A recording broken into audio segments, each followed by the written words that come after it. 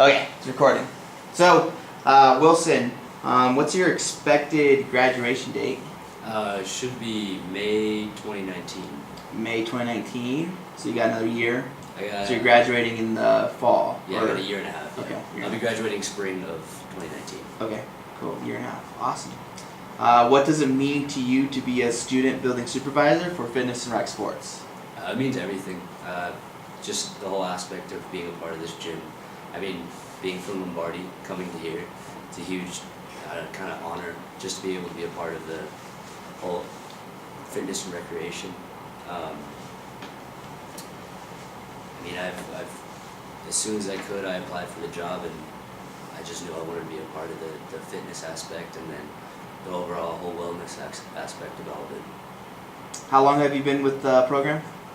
It's 2 years. This will be my third year. Your third year? Mm-hmm. Cool. So you were here during the kind of switch from Lombardi to the fitness center? Yeah. Can you just go ahead and talk about that? Kind of where you were as at Lombardi and now coming over here? Like overall? Yeah, just overall. Okay. At Lombardi, I kind of a little, I don't know, I wasn't really too professional with the job, and then as Corey, as my supervisor, she kind of put me into shape, and then coming here I realized what the whole program was about, and I really bought into it, and I definitely wanted to give back more. Cool. So, Where do you think the fitness and rec sports program plays a role in the university? I would say the whole wellness aspect, being able to give every student a membership, or not give it to them, but have it included in tuition, is a great type of to be able to have that. It's just nice. I like that whole aspect, and it just makes the whole university involved, which is something that most universities kind of struggle with. What do you think are some of the responsibilities required of being a student building supervisor? Just from kind of shadowing the other supervisors, being able to handle types of situations, whether it be being able to call Remza for a broken wrist, or handling a situation between two employees, or knowing how to open and close a facility, and just overall knowledge of what goes on. Okay. Wilson, what leadership experience do you have, and what are some traits a good leader should possess?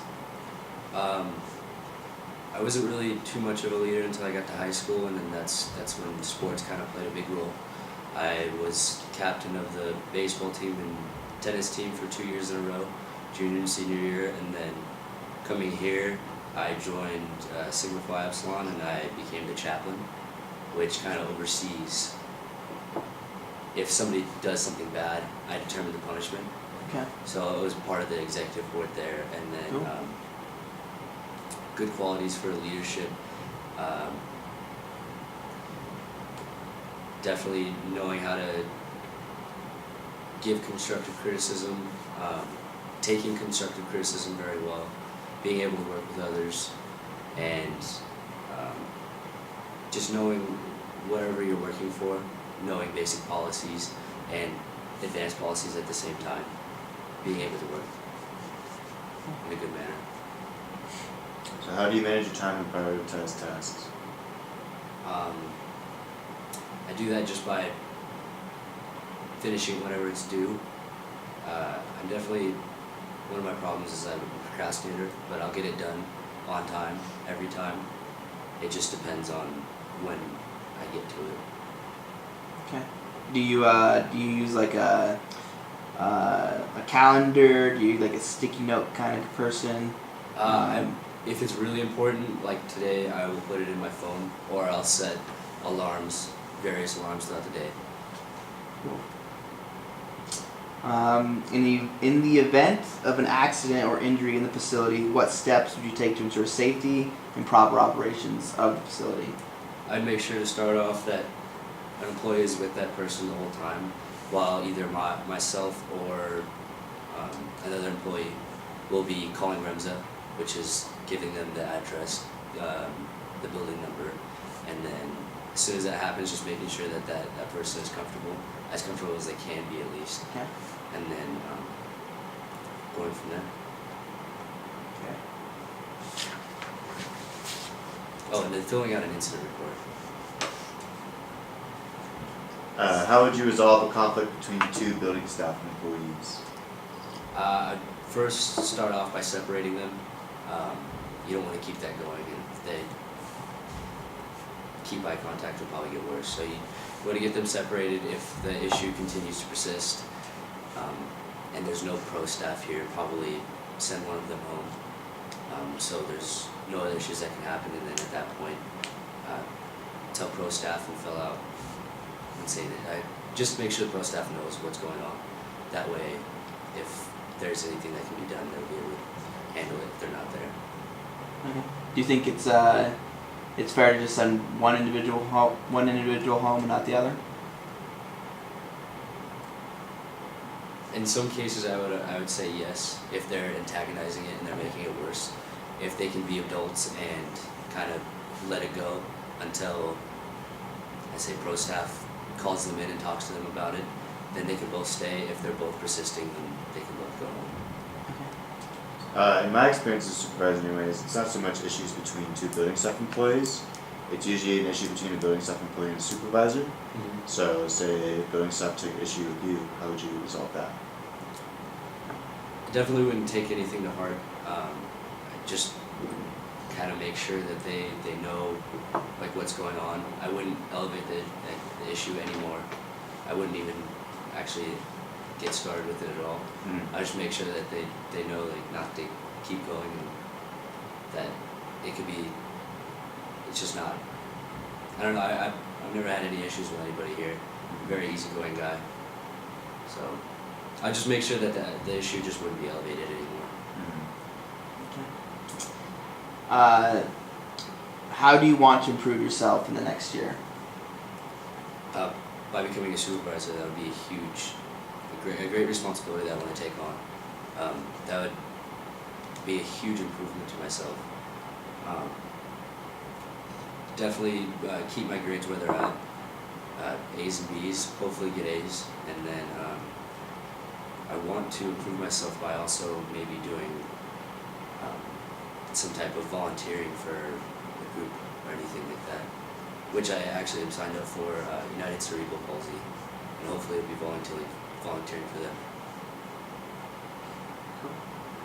So name someone you idolize and why, and do those. Steve Cook. I'd say Steve Cook The because bodybuilder. yeah, overall he definitely, that aspect of the wellness, he plays a huge role in that. He does half marathons, I forgot the name of it, the Spartan races, things like that. Bodybuilding competitions. He's a sponsor for Gymshark, bodybuilding.com, and all other things like that. I just think as a person, he has good qualities that I think are good leadership type of person to look up to. If you could describe him in 3 words, what would those words be? Hardworking, smart. Is what he's doing with his business and stuff. Hardworking, smart, and then virtuous. Cool. That's all the questions that we have for you right now. JP, do you have any questions for Wilson? I mean, the only one I really had was the one that I asked Okay. earlier. Wilson, That's do the one I- you have any questions for us at this time?